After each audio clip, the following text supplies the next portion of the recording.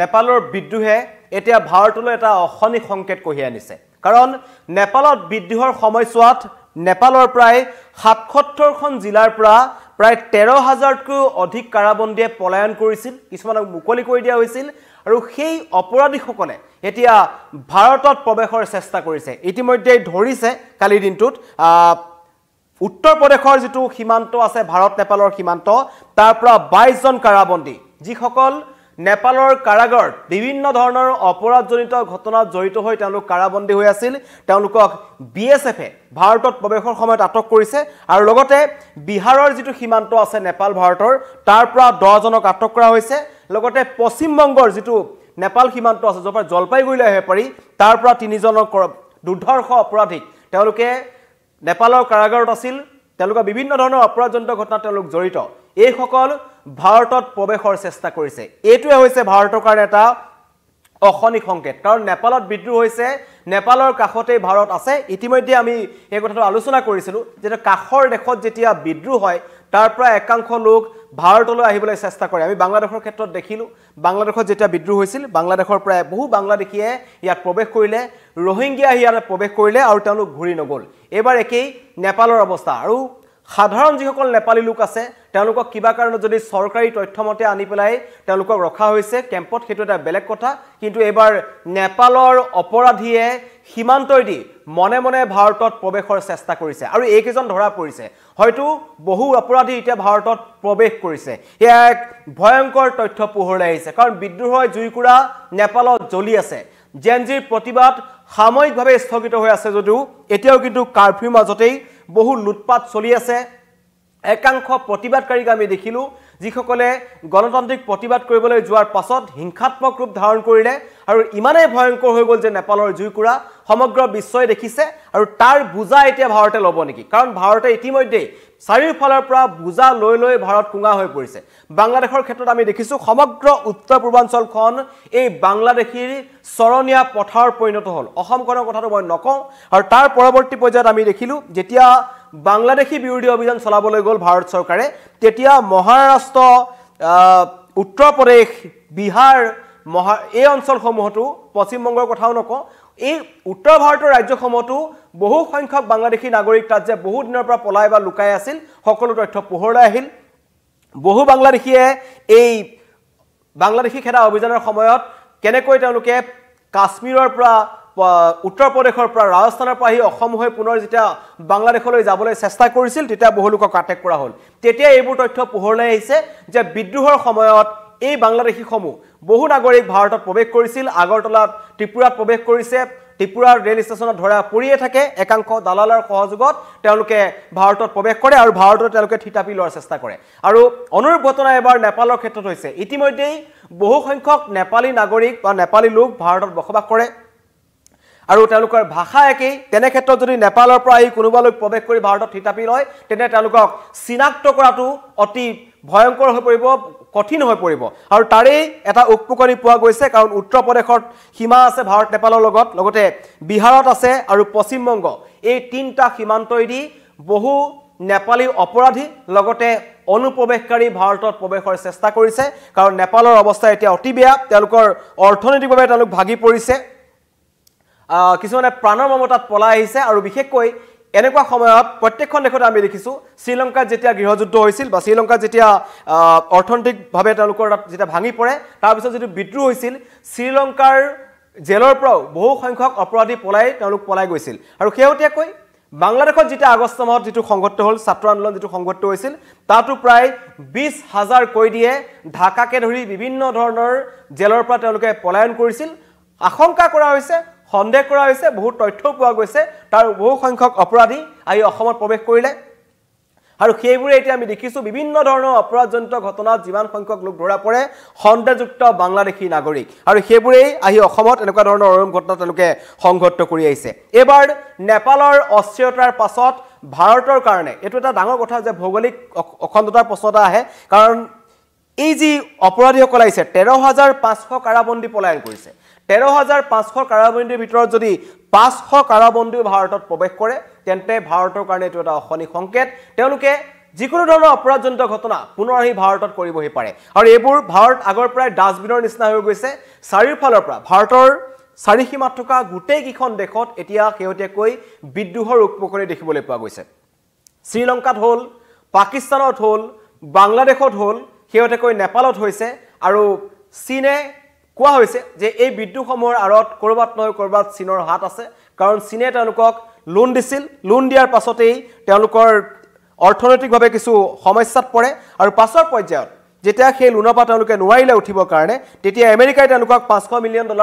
সহায় কৰিম বুলি এটা তেওঁলোকে ঘোষণা কৰিছিল পেকেজ ঘোষণা কৰিছিল সেই পেকেজটো ঘোষণা কৰাৰ পাছতো নেপালৰ প্ৰধানমন্ত্ৰীয়ে গৈ কেপি শৰ্মা অলিয়ে পুনৰ চীনৰ যিটো ভিক্টৰী পেৰেড আছিল 80 সংখ্যক তেওঁলোকৰ স্বাধীনতা দিৱস উপলক্ষে তাত গৈ তেওঁলোক উপস্থিত হৈছিল তাৰ পৰা আহিয়ে হঠাৎ নেপালত ২৬টাকৈ আমেৰিকান এপ তেওঁলোকে বন্ধ কৰি দিছিল তাতেই কিন্তু নেপালৰ যিসমূহ ছাত্ৰ সমাজ আছে যেটোক আমি জেনজি বুলি কৈছো যিসকলৰ বয়স 16 পৰা 40 বছৰৰ ভিতৰত হয় যিসকল নৱপ্ৰজন্মক প্ৰতিনিধিত্ব কৰে তেওঁলোকে কিন্তু সৰকাৰৰ বিৰুদ্ধে জেহাদ ঘোষণা কৰিলে তাৰ পিছৰ পৰিস্থিতি কি হল আমি সকলোৱে দেখিছো আৰু প্ৰথমতেই বিহাৰ চৰকাৰে ক্ষমা কৰিব নেপাল চৰকাৰে তেওঁলোকক দমন কৰিবলৈ চেষ্টা কৰিছিল সোমবাৰৰ দিনটো দমন কৰিবলৈ চেষ্টা কৰিলে 19 জন ছাত্ৰ ছাত্ৰী গুলিয়ালে তাৰ পিছৰ দিনাখন কি হল আমি সকলোৱে দেখিছো প্ৰাক্তন প্ৰধানমন্ত্ৰী পত্নীক জ্বলাই দিয়া হল হত্যা কৰা হল ফাইনেন্স মিনিষ্টাৰক স্পৰ্টছ মিনিষ্টাৰক গৃহমন্ত্ৰীক সকলোকে দৌৰাই ৰাজপথত পিটা হল তেওঁলোকৰ বাসগৃহসমূহ ভাঙি পেলোৱা হল জ্বলাই দিয়া হল মানে এক প্ৰকাৰ বাংলাদেশৰ সদৃশ পৰিস্থিতি সৃষ্টি হল আৰু তেওঁলোকে একদম বাংলাদেশৰ ষ্টাইলত এই প্ৰতিবাদটো কৰিছে বাংলাদেশত যিদৰে মুজিবুৰ ৰহমানৰ প্ৰতিমূৰ্তি ভাঙি পেলোৱা হৈছিল মুজিবুৰ ৰহমানৰ যিবোৰ সংগ্ৰহালয় আছে সকলো ভাঙি পেলোৱা হৈছিল আৱামী লীগৰ যিবোৰ কাৰ্যালয় আছিল জ্বলাই দিয়া হৈছিল মুক্তিযোদ্ধাসকলক তেওঁলোকে বাছি পিটিছিল আৰু একে ঘটনা সংঘটিত হল এবাৰ নেপালতো নেপালৰ নৱপ্ৰজন্মই যিটো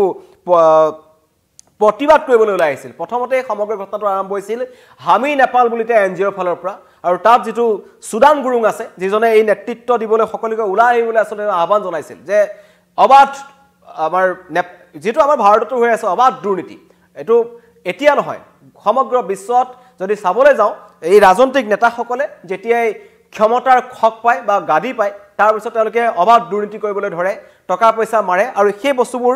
জনতাৰ চকুত পৰে আৰু জনতাৰ ভিতৰত লাহে লাহে খুবৰ অৰ্গীণ হয় এই জুইকুৰে আমি এটা নেপালত দেখা পোৱা গ'ল নেপালৰ জনতাই দেখিছিল যে এই 13 মাহৰ সময়তে তেওঁলোকে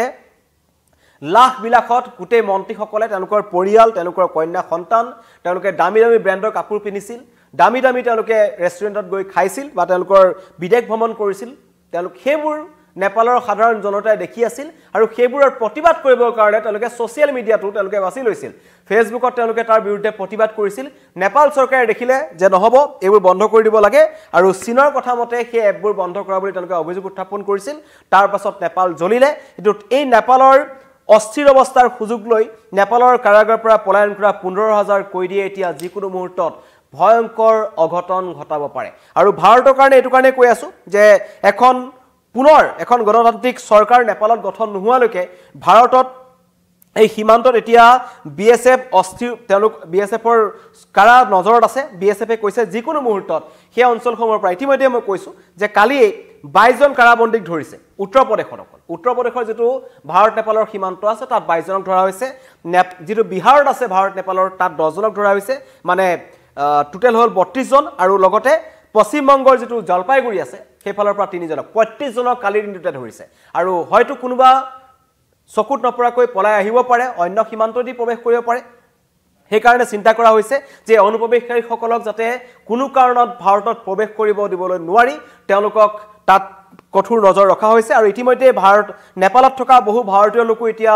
ভাৰতলৈ ঘূৰি আহিছে সেই সকলৰ লগতে যাতে কোনোবা লোক তাত প্ৰৱেশ কৰিব নোৱাৰে তাৰ ওপৰত বিএসএফে চুকা নজৰ ৰাখিছে আৰু দিল্লীৰ ফালৰ পৰা কোৱা হৈছে যে আমি এই ক্ষেত্ৰত চুকা নজৰ ৰাখিছো কিন্তু ভাৰতে যিমানেই নকক ভাৰতখনক কৰবাত নহয় কৰবাত সদায় ডাষ্টবিন নিচিনা হৈ পৰে মানৱীয়তাৰ খাতিৰত ভাৰতে স্থান দিয়ে আৰু তাৰে সুযোগ গ্ৰহণ কৰে এনেকুৱা সকল লোকে ইতিমধ্যে ৰোহিংগিয়াৰ বুজা লৈছে ভাৰতে আৰু ৰোহিংগিয়াসকলে আমাৰ উত্তৰ পূৰ্বাঞ্চলৰ লগতে পশ্চিম বংগ বিভিন্ন প্ৰান্তত কেনেকুৱা ধৰণৰ ঘটনা সংঘটিত কৰি আহিছে হেতু মই নতুনকৈ কোৱাৰ প্ৰয়োজন নাই ৰোহিংগিয়াসকলে বিভিন্ন ধৰণৰ অপৰাধজনিত ঘটনা তেওঁলোক জড়িত হৈ আছে আৰু বাংলাদেশীসকলৰ কথা নকওঁ তেওঁলোকৰ মন গ'লেই তেওঁলোকে ভাৰতলৈ আহে বিভিন্ন ধৰণৰ অপৰাধজনিত ঘটনা তেওঁলোকে সংঘটিত কৰি আহিছে এইবাৰ নেপালৰ বুজা ল'ব লাগিব নেকি ভাৰতে সেইটো এটা ডাঙৰ কথা আৰু তাতোকৈ ডাঙৰ কথা যে যিসকল আহিছে তেওঁলোক অনুপ্ৰৱেশকাৰী নহয় তেওঁলোক হৈছে অপৰাধী তেওঁলোকে ডাঙৰ ডাঙৰ অপৰাধ সংঘটিত কৰি নেপালৰ কাৰাগাৰত আছিল আৰু ৰাজনৈতিক অস্থিৰতাৰ সুযোগ লৈ তেওঁলোক তাৰ পৰা পলাই আহিবলৈ সক্ষম হ'ল আৰু তেওঁলোকৰ এবাৰ টাৰ্গেট হৈছে ভাৰত ইতিমধ্যে বিএসএফ সষ্টম হৈ আছে কালিৰ দিনটোত ৩৫ জনক ধৰিছে আৰু এই কাৰণে এটো কথা কোৱা হৈছে আৰু এটা নেপালত এই বিদ্ৰোহটো সাময়িকভাৱে স্থগিত হৈছে কিন্তু তথাপিও তাৰ মাজতে এই নতুন প্ৰজন্মৰ জেনজিৰ ফালৰ পৰা বিবৃতি আহিছে তেওঁলোকে ইতিমধ্যে অন্তৰ্বৰ্তীকালীন চৰকাৰৰ কথা তেওঁলোকে প্ৰসংগটো নেপালৰ সেনা বাহিনীৰ লগত তেওঁলোকে আলোচনা কৰিছে কাৰণ নেপালৰ প্ৰধানমন্ত্ৰী গৃহমন্ত্ৰী সকলে পদত্যাগ কৰাৰ পাছত দেশ এৰি পলাই যোৱাৰ পাছত নেপালৰ সেনা বাহিনীয়ে নেপালৰ দায়িত্ব লৈছিল দায়িত্ব লোৱাৰ পাছতে তেওঁলোকে কিন্তু ২৬ জনকৈ প্ৰতিবাদকাৰীক আটক কৰিছিল আৰু তেওঁলোকে কৈছিল যে আপোনালোকে গণতান্ত্ৰিক প্ৰতিবাদ কৰিছে কৰক কিন্তু ৰাজহুৱা সম্পত্তি যদি কিবা কাৰণত ধ্বংস কৰে আৰু এনেকুৱা ধৰণৰ যদি অপৰাধক প্ৰতিবাদটোক যদি বিপথে নিয়াৰ পৰিচালিত কৰা আপোনালোকে যদি চেষ্টা কৰে তেন্তে কিন্তু নেপালৰ সেনা বাহিনীয়ে কঠোৰ ব্যৱস্থা গ্ৰহণ কৰিব আৰু তাৰ পাছতেই সাময়িকভাৱে কিছু স্থগিত হৈছে আৰু নেতৃত্বই আচলতে যিটো নেতৃত্বত প্ৰতিবাদ হৈছিল তেওঁলোকেও আলোচনাৰ বাবে আগবাঢ়ি আহিছে আৰু বৃহস্পতিবাৰে নিশাই তেওঁলোকে আহি নেপাল সেনা বাহিনীৰ সৈতে এটা সূত্ৰৰ সৈতে তেওঁলোকে আলোচনা কৰিছে অন্তৰ্বৰ্তীকালীন চৰকাৰৰ কাৰণে তেওঁলোকে নাম উল্লেখ কৰিছে প্ৰথমতে এই ক্ষেত্ৰত একদম আৰম্ভণিতে কোৱা হৈছিল যে কাঠমাণ্ডুৰ যিজন মেয়ৰ আছে নাম হৈছে বেলেন শাহৰ কথা কোৱা হৈছিল যে বেলেন শাহ উপযুক্ত নেতা হ'ব নতুন নেপালক প্ৰতিনিধিত্ব কৰিবৰ কাৰণে ইয়ং জেনেৰেশ্যনৰ হয় ৰেপাৰ আছিল মিউজিক কম্পোজাৰ হয় আৰু তেওঁ নেপালৰ মেয়ৰ কাঠমাণ্ডুৰ মেয়ৰ আছিল কিন্তু তেওঁৰ নামটো পিছত নাথাকিলে তাৰ পাছত এই সমগ্ৰ দায়িত্বটো নেপালৰ যিজন উচ্চতম ন্যায়ালয় আছে উচ্চতম ন্যায়ালয়ৰ ন্যায়াধীশক দিয়া হৈছিল কিন্তু তেওঁ তেখেতৰ বয়সৰ দোহাই দি এই দায়িত্ব ল'বলৈ তেওঁ অস্বীকাৰ কৰে তাৰ পাছত কিন্তু এজনৰ নতুন নাম আহিছে যিজনৰ নাম মই ইতিমধ্যে কৈছিল যিজন উচ্চতম ন্যায়ালয়ৰ ন্যায়াধীশ আছিল নাম আছিল সুশীলা কাৰ্কি কিন্তু সুশীলা কাৰ্কিৰ নাম প্ৰথমতে নৱপ্ৰজন্মই প্ৰস্তাৱ কৰিছিল কিন্তু তেওঁ ক'লে যে মোৰ বয়স বেছি হৈছে আৰু মই এতিয়া এইটো সময়ত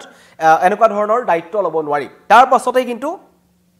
জেনজিয়ে প্ৰতিবাদকাৰীসকলে অভিযন্তা কুলমান ঘিচিঙৰ নাম আনিছে এইজন কুলমান ঘিচিঙে কিন্তু নেপালত এটা নতুন ধাৰা আনিছিল কাৰণ ২৪ ঘণ্টা বিদ্যুৎ দিয়াৰ ক্ষেত্ৰত তেওঁৰ অন্যতম গুৰুত্বপূৰ্ণ ভূমিকা আছে তেওঁ হৈছে নেপালৰ বিদ্যুৎ প্ৰাধিকৰণৰ মুৰব্বী তেওঁ যেতিয়া বিদ্যুৎ প্ৰাধিকৰণৰ মুৰব্বীৰ দায়িত্ব গ্ৰহণ কৰিছিল তেতিয়াই কাঠমাণ্ডুকে ধৰি নেপালত বিদ্যুৎ যোগানটো নিয়মীয়া হৈছিল সেইকাৰণে নৱপ্ৰজন্মৰ মাজত তেখেত যথেষ্ট জনপ্ৰিয় এতিয়া কোৱা হৈছে যে এইজন কুলমান ঘিচিঙক দিয়া হ'ব আৰু তেওঁ হয়তো পৰৱৰ্তী অন্তৰ্বৰ্তীকালীন চৰকাৰখনৰ মুৰব্বী হ'ব আৰু তেওঁৰ নেতৃত্বত নেপালত এখন সুস্থ চৰকাৰ গঠন হ'ব একটা শান্তি পৰিৱেশ ঘূৰি আহিব বুলি সকলোৱে আশা কৰিছে আৰু সকলোকে সংযম হৈ থাকিবলৈ কোৱা হৈছে যাতে পুনৰ লুটপাটৰ ঘটনা সংঘটিত নহয় কিন্তু যিমানেই যি নহওক তাৰ মাজতো নেপালত বিভিন্ন ধৰণৰ লুটপাটৰ ঘটনা চলি আছে ইটোৰ পিছত সিটো ঘটনা সংঘটিত হৈ আছে কিন্তু তাৰ মাজত ভাৰতৰ কাৰণে এটা অশনি সংকেত বুলি এটো কাৰণেই ক'লো যে নেপালৰ পৰা পলাই অহা একাংশ অপৰাধীয়ে এতিয়া ভাৰতত প্ৰৱেশৰ চেষ্টা কৰিছে উত্তৰ প্ৰদেশৰ ফালৰ পৰা প্ৰৱেশৰ চেষ্টা কৰিছে বিহাৰৰ ফালৰ পৰা প্ৰৱেশৰ চেষ্টা কৰিছে পশ্চিম বংগৰ নিউ জলপাইগুৰিৰ ফালৰ পৰা প্ৰৱেশৰ চেষ্টা কৰিছে যিটো কিন্তু ভাৰতৰ কাৰণে এটা খুব শুভ লক্ষণ নহয় কালিৰ দিনটোত বিএসএফে ৩৫ জনক ধৰিছে আজিও বিএসএফ সষ্টম হৈ আছে বিএসএফৰ ফালৰ পৰা কোৱা হৈছে কোনো ধৰণৰ সুযোগ দিয়া নহব যিদৰে আগতে ধৰা হৈছিল এতিয়াও তেওঁলোকক ধৰা হ'ব ধন্যবাদ